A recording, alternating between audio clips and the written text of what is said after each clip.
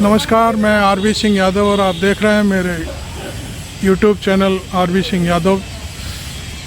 तो आज मैं दयालबाग की जो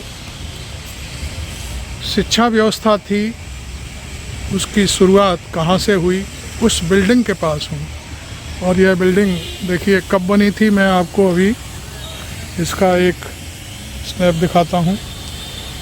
ये 7/11/1924 को इसका की स्थापना की गई थी। और उसके बाद फिर उस समय के परम श्रद्धेय गुरु महाराज ने यहाँ पर ई बना करके इसका शुभारंभ कराया था। ई से मतलब एजुकेशन। तो इस मामले में आज मेरे साथ मेरी सहयोगी सुरेखा यादव हैं। वो बहुत कुछ जानती हैं इस दयालबाग के बारे में, यहाँ चूँकि वो पढ़ी हुई हैं इसी बिल्डिंग में। तो उनसे मैं अभी आपसे रूबरू कराऊंगा, बात करूंगा। और अब इसका नाम इस समय विद्या स्रोत भवन दीक्षांत भवन परिसर कर दिया गया है। तो ये पूरा मैं पहले आपको दिखा दूं, ये बिल्डिंग है।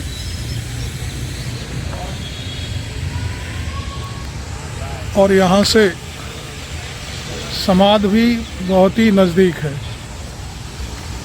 उसको भी मैं दिखाने की कोशिश करूँगा। परम पूज्य स्वामी जी महाराज की जो समाधि है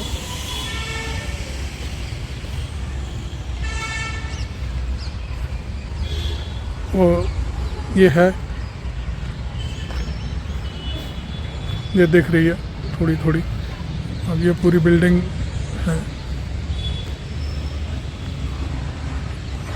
और ये इन दिनों परम श्रद्धेय गुरु महाराज PS सत्संगी साहब यहाँ आते हैं, यहाँ विराजमान होते हैं। यहाँ से फिर वो बड़े ही सांस्कृतिक कार्यक्रम शुरुआत कराते हैं यहाँ से। और ये समय फुवारा चलता है रात के समय, बड़ा अच्छा लगता है। तो मैं अब चलता हूँ सुरेखा यादव जी के पास। आइए सुरेखा जी, ज़रा इधर आ जाइए।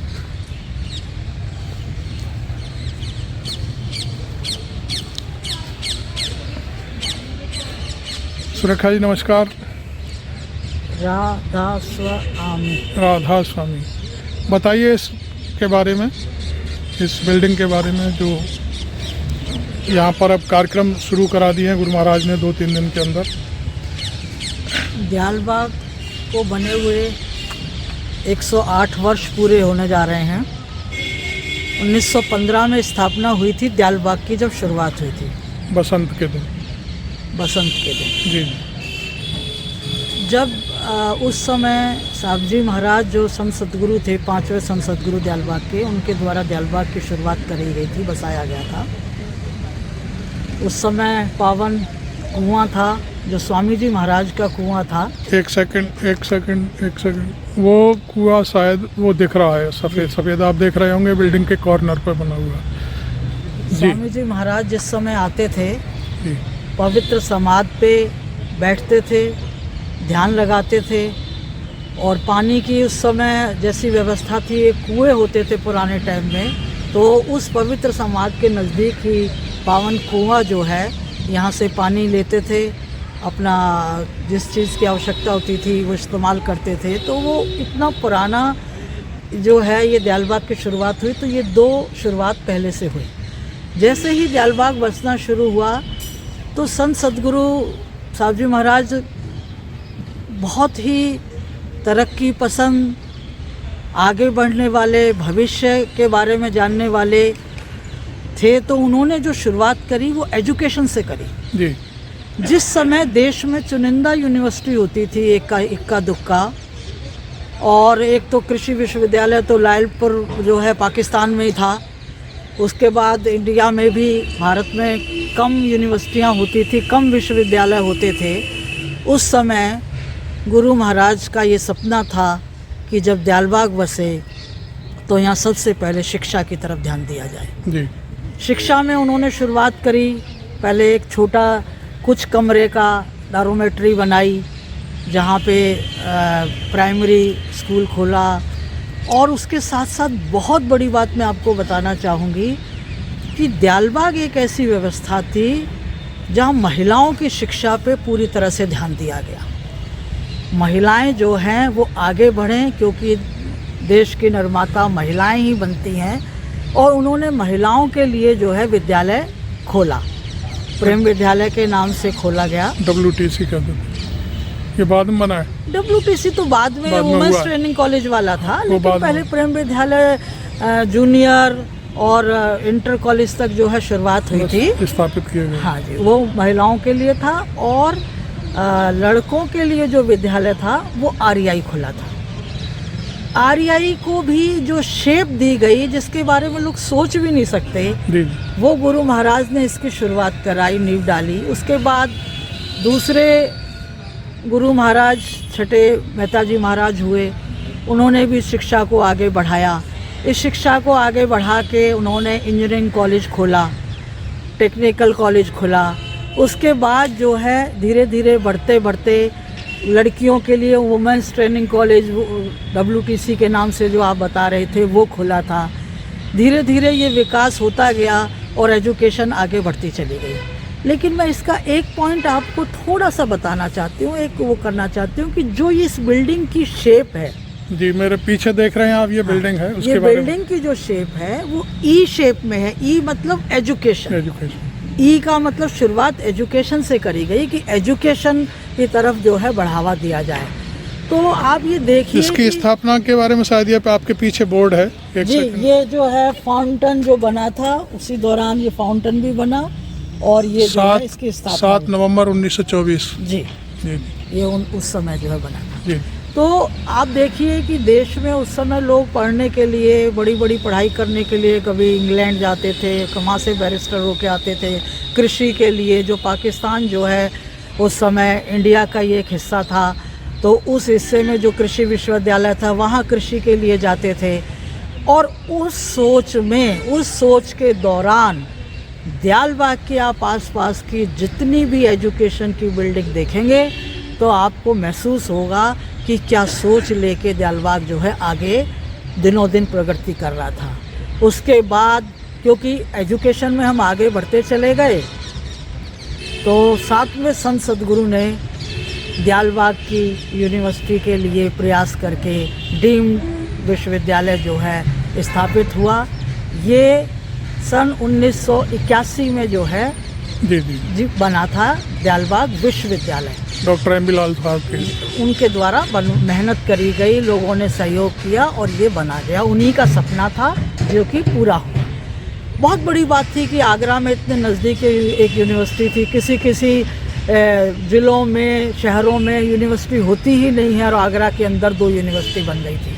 क्योंकि दयालबाग का जो एक सपना है कि हर वो बच्चा, चाहे वो गरीब हो या अमीर हो या कुछ इस तरह का हो, वो पढ़ के यहाँ से आगे बढ़े और आगे बढ़ के अपने जो सपने हैं वो साकार करे। वो जिस भी लेवल की पढ़ाई करे, इंजीनियर बने या डॉक्टर बने या उसमें आपके लॉ उसमें जाए या कृषि उसमें जाए, वो कहीं भी जाए। लेकिन यहाँ की जो प्राइमरी एजुकेशन है वो उसकी नींव इतनी मजबूत होती है कि बच्चे इस दयालबाग के आगे बढ़ते चले जाते हैं और आगे बढ़ के दयालबाग का और इस देश का नाम रोशन करते हैं। बेसिक प्रणाली बहुत मजबूत है शिक्षा की। अब ये मैं आपको दूसरी बात ये बताना चाहूँगी कि जैसा आपने अभी इसको विद्या स्रोत भवन को लिया, यहाँ डिग्रियाँ मिलती हैं। हर साल 250 से 300 लोगों को PhD की डिग्री प्राप्त होती है, और साथ में इंजीनियरिंग के बनते हैं मास्टर, MBA करते हैं, साइंस फैकल्टी के लोग हैं, एजुकेशन के हैं। ये सारे लोग जो है यहाँ से डिग्रियाँ प्राप्त करके निकलते हैं, और इतनी अच्छी तरह से इनकी शिक्षा वो हो जाने के बाद में इनकी डिग्रियों की इतनी वैल्यू है कि आगे जाके उनको जॉब्स मिलती हैं और वो अपने पैरों पे खड़े होके अपने आगे भविष्य का निर्माण करते हैं। आजकल क्या है आपको बताएं, एक छोटे छोटे बच्चों के कार्यक्रम जो है गुरु महाराज PS सत्संगी साहब ने शुरुआत करी थी कि ये जो है बच्चों के कार्यक्रम छोटे छोटे होएं और ये आगे बढ़ें और इनको ऑल राउंडर बनाना, एजुकेशन के साथ साथ इनको संगीत, कला और इन सारी चीज़ों को भी सिखाया जाए।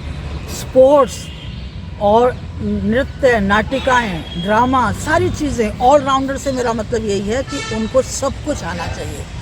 कल रात भी एक जो है इसी तरह से, मैं 1 सेकंड लूँगा बस। मैं आपको भी यही बात बता रही थी कि जो छोटे छोटे बच्चे हैं उनके सर्वांगीण विकास के लिए, शैक्षिक, आध्यात्मिक, संपूर्ण विकास के लिए उनको ट्रेनिंग दी जा रही है, पढ़ाया लिखाया जा रहा है, नृत्य नाटिकाएँ सिखाई जा रही हैं। और जैसे ही सवेरे से उनकी दिनचर्या प्रारंभ होती है सूरज की रोशनी के साथ ही, गोधूली वेला में, जी जी जी बोलते रहिए आप। गोधूली वेला में जो शुरुआत होती है तो वो सत्संग करते हैं, फिर पीटी करते हैं, फिर छोटे से उनके कार्यक्रम होते हैं जो दयालबाग के बच्चे हैं और दयालबाग से जुड़ी जितनी भी ब्रांचें हैं वो सारी ब्रांचों के बच्चे, देश विदेश की ब्रांचों के बच्चे इसमें शामिल होते हैं। कुछ जो है ऑनलाइन शामिल होते हैं, कुछ जो है प्रैक्टिकल जो है खड़े होके वहाँ पे कार्यक्रम करते हैं। जी, मेरा मानना ये है कि जब आप उनकी नींव इतनी मजबूत कर रहे हैं एक लेवल पे लाके, जी तो आप ये देखिए कि उनका जो भविष्य है वो आगे चल के देश में ऑलराउंडर बनने के बाद में आगे चल के कैसे आगे बढ़ेंगे और कैसे देश का, दयालबाग का नाम रोशन करेंगे। तो ये कार्यक्रम डेली हो रहे हैं और एक बहुत नया बढ़िया कार्यक्रम है। मैं एक छोटा सा पॉइंट में बता रही हूँ, नेक्स्ट टाइम मैं वहाँ आपके साथ चलूँगी, जी जी क्योंकि यहाँ से नज़दीक 1-1.5 किलोमीटर दूर जो है यमुना है और यमुना में जो बोटर राइडिंग है, बोट पे जो है करते हैं राइडिंग, वो भी बच्चों को सिखाया जा रहा है। क्योंकि आप आगे बढ़िए और पूरा रूबरू होइए कि हमारे देश की संस्कृति क्या है, हमारे यहाँ की जो है नदियाँ हैं, नहरें हैं, प्राकृतिक व्यवस्था है, वो सारी चीज़ देखें और बच्चे जैसी ज़रूरत पड़े उस वक्त जो है आगे बढ़ के और पूरा का पूरा आनंद इन चीज़ों का लें और आने वाली जनरेशन के टाइम के लिए तैयारी करें कि जो और जनरेशन आएगी वो और तेज़ी से आगे बढ़ेगी। तो बजाय जैसे कई जगह इस दुनिया में इस समय माहौल चल रहा है, कहीं लड़ाई है, झगड़े हैं, छोटी छोटी बातों को लेके देशों में, कंट्रियों में लड़ाइयाँ चल रही हैं, बंटवारे को लेकर चीज़ें बन रही हैं। दयालबाग इन सब चीज़ों से बिल्कुल अलग है। दयालबाग में ऐसा कुछ भी नहीं है, जो कि दयालबाग में ना शांति प्रिय है, दयालबाग में झगड़े फसाद की कोई ज़रूरत महसूस नहीं होती है। यहाँ सिर्फ अपना काम आगे बढ़ते हैं लोग बाग और काम करते हैं। और दूसरी सबसे बड़ी बात ये है, शिक्षा और शांति के साथ आगे बढ़ते हैं। तो मैं आपको बस आज इतना ही कहना चाहूँगी, क्योंकि आगे जहाँ जहाँ हम लोग जाते हैं आपको और चीज़ों में मैं अवगत कराऊँगी। बस मुझे इतना ही कहना है। आजकल परम श्रद्धेय गुरु महाराज ने ये REI का जो जुबली हॉल है, इसको स्पॉट के रूप में नया चुना है, जहाँ पर बच्चों के साथ सांस्कृतिक कार्यक्रम होंगे। और यहाँ से मैं समझता हूँ दयालबाग के भी बच्चे और ब्रांचों के भी बच्चे अब कार्यक्रम किया करेंगे सर। क्योंकि देखिए ऐसा है, मेरा मानना ये है कि जब ये छोटे छोटे बच्चे हैं जिन्होंने जन्म लिया है और ये प्राइमरी तक पहुँचे हैं, 8-10 साल के बच्चे हैं, पेरेंट्स ने इनको जो बताया दयालबाग के बारे में वो चीज़ उनको इतनी समझ आई, लेकिन मालिक इनको रूबरू दिखा के हर चीज़ से अवगत करा रहे हैं कि दयालबाग क्या चीज़ है। और आप इसको आज से ही अपने जहन में डालें कि दयालबाग की सोच क्या है और इस सोच को हमें आगे लेके चलना है। तो मालिक खुद उसको गाइड कर रहे हैं। ये हम लोगों के लिए बहुत ही एक ऐसा अवसर दिया है मालिक ने, जिनका हम शुक्राना करते हैं कि मालिक जो है बच्चों को अपने अपने आप गाइड कर रहे हैं। जो उनके माता पिता या गुरु हैं, उनसे भी सबसे सुपर गुरु, सुप्रीम गुरु जो है वो गाइड कर रहे हैं। तो नेचुरल है कि इसमें बच्चों का विकास तो सर्वांगीण होना ही होना है। थैंक यू सुरेखा जी, आपने मेरे साथ थोड़ा सा वक्त दिया और इस पूरी बिल्डिंग के बारे में और यहाँ जो नए कार्यक्रम होंगे उनके बारे में बताया। अब मैं आपको एक सेकंड फिर पूरी कहानी बता देता हूँ। ये बच्चों के लिए सारे कार्यक्रम तैयार किए जा रहे हैं। मैम कुछ बताएंगे क्या?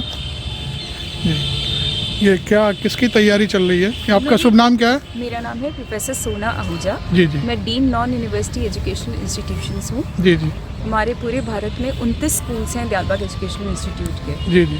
हम लोग इंटर स्कूल कंपटीशन ऑर्गेनाइज कर रहे हैं। जी। 2 थीम्स हैं, relationship between nature and nurture, और दूसरा थीम है माइक्रोकॉज्म एंड मैक्रोकॉज्म। जी जी।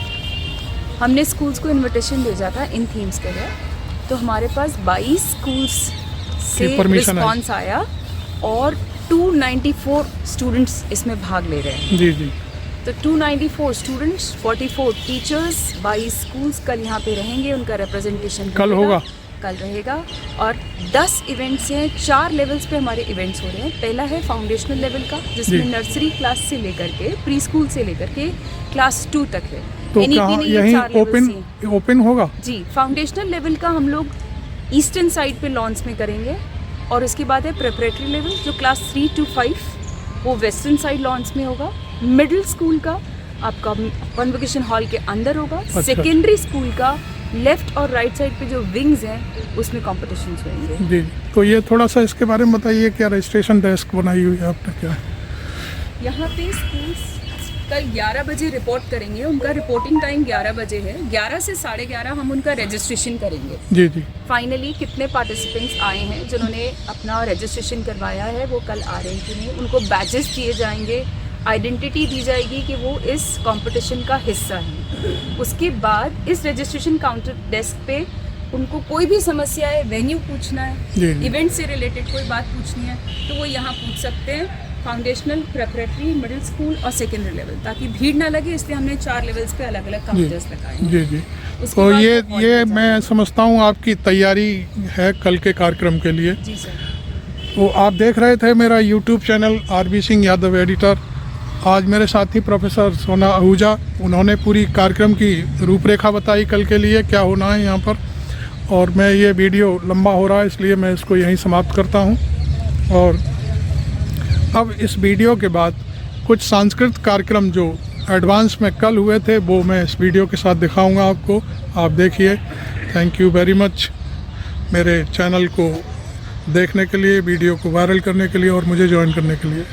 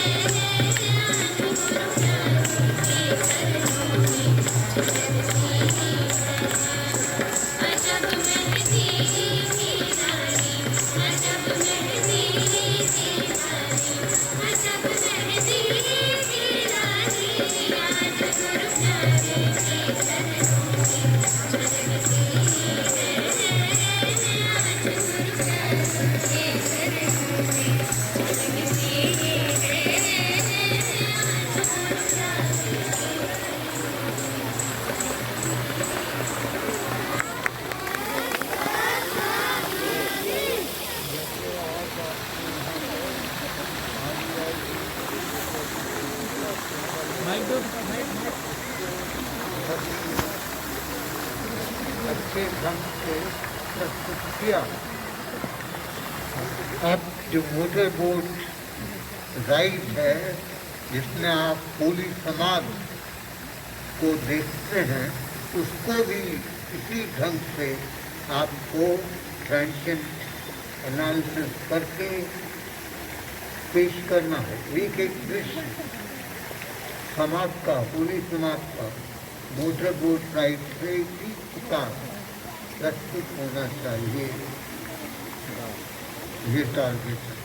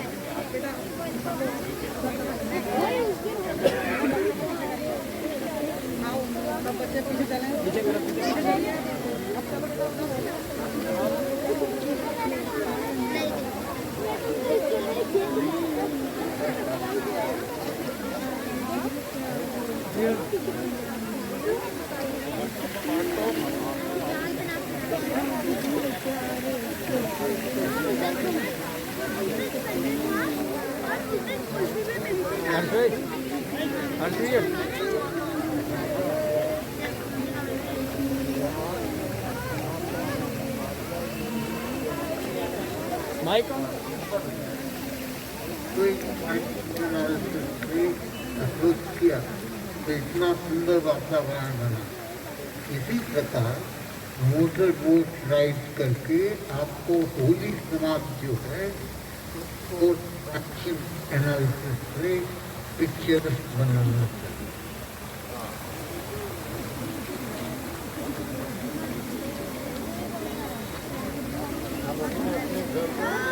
अपने अपने घर जाइए। अब आपके कार्यक्रम समाप्त, अब अपने अपने घर जाइए सब लोग।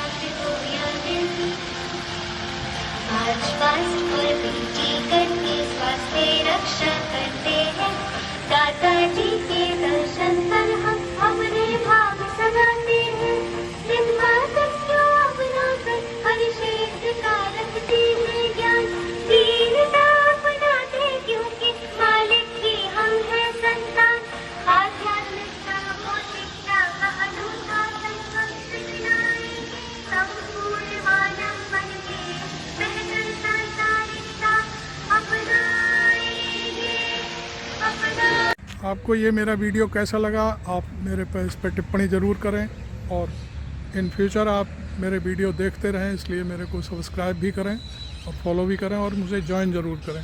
Thank you very much.